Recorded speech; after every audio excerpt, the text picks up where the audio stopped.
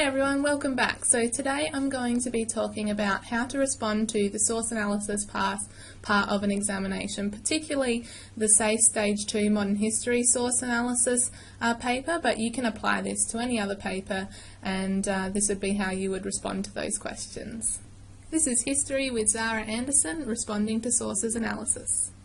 Okay, the first thing that you have to remember is that you should always provide your explanation and response in your own words. If you want to use a quotation, that's fine, but you also always have to follow up with an explanation in your own words. If you just repeat information from the sources, it shows the examiners that you don't really understand what the source means. So always put everything in your own words, and if you're going to use quotes, which is encouraged, make sure you follow it up with an explanation in your own words. The first type of question you'll see, question 1 and sometimes question 2, is a comprehension question.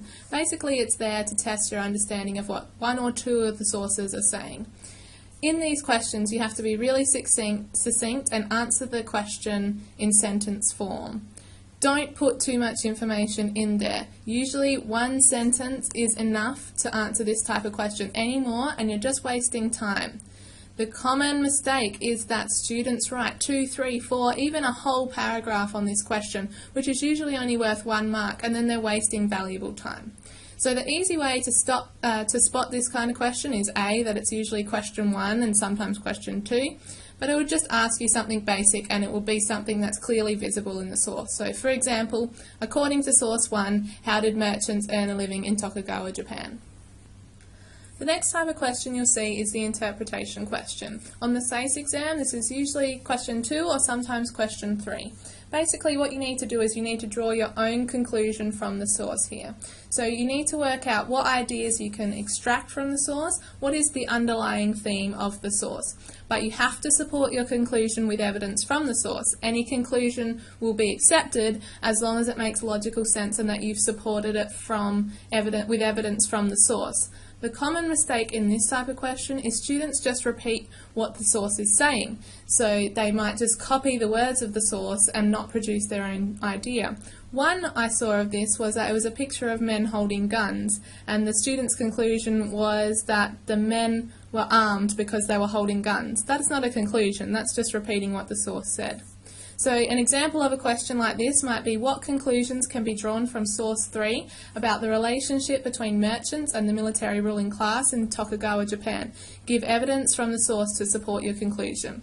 The question will nearly always say, give evidence from the source to support your conclusion, but even if it doesn't say it, you still have to give evidence to support your conclusion. Following the interpretation question, you'll receive a cross-reference question. So this is usually question 4 or sometimes question 5. A cross-reference question is really easy to identify in that it usually says, to what extent does source X support source Y? You need to, in this question, you need to respond with 2 paragraphs. The first paragraph will talk about the similarities between the sources, and then the second paragraph will talk about the differences between the 2 paragraphs.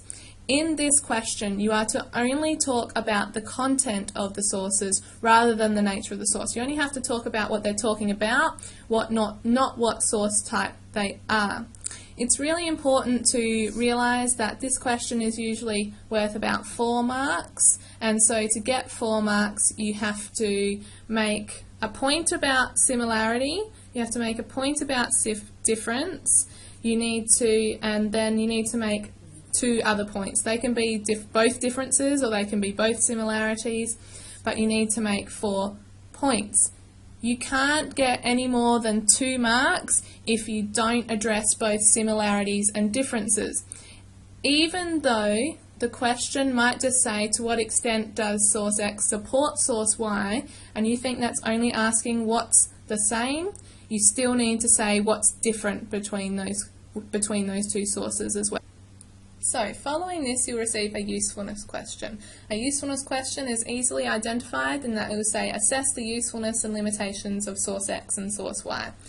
This is only talking about the type of source, not the content that is contained in the source. So for example, if it says, assess the usefulness of a cartoon and a diary entry, what is useful about a cartoon and what is useful about a diary? Why would we want to view a cartoon, and why would we want to read a diary? We're not talking about the information contained within those sources, we're talking about what is useful about those sources, in that what makes that a good source to look at, and then also what is limited in that source. You need to write 4 paragraphs for this question, because you need to write a paragraph about the usefulness of the first source, a paragraph about the limitations of the first source, a paragraph about the usefulness of the second source, and a paragraph about the limitations of the second source. The common mistakes for this question are that students talk about content. You won't get any marks for talking about content.